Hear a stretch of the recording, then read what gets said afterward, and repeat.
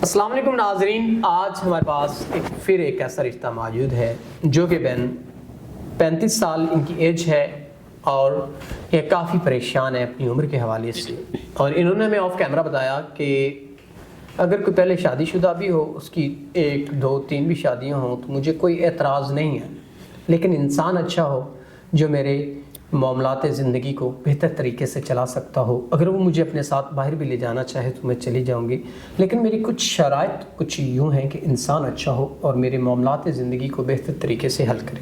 تو آئیے باقی اس بہن سے جانتے ہیں اور ان کی آواز کو آپ تک پہنچاتے ہیں۔ السلام علیکم۔ وعلیکم السلام۔ اچھا بہن، آپ مجھے یہ بتائیں کیسے معاملات زندگی ہیں آپ کے؟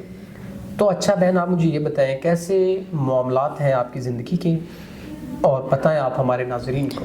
جی بالکل، جیسے کہ آپ نے بتایا ہے کہ عمر زیادہ ہے جس کی وجہ سے کوئی رشتہ نہیں آتا ہے، اور رشتہ نہ ہونے کی وجہ سے شادی نہیں ہوتی، تو حالات زندگی بہت تنگ ہیں۔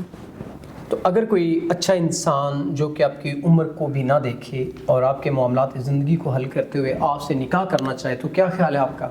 بالکل، اگر کوئی میری عمر کو دیکھے بغیر اور میری مدد کرنا چاہتا ہے مشکل میں، تو میں نکاح کر لوں گی۔ عمر کا بھی کوئی تقاضا نہیں ہے کہ اس کی اگر زیادہ ہے۔ کوئی باہر آپ کو لے جانا چاہے، مین کے پاکستان سے باہر اگر کوئی آپ کو لے جانا چاہے تو اس بارے میں کیا خیال ہے آپ کا؟ بالکل کر لیں گے، پاکستان سے باہر لے جائے یا پاکستان میں بس عزت دار ہو اور عزت دے۔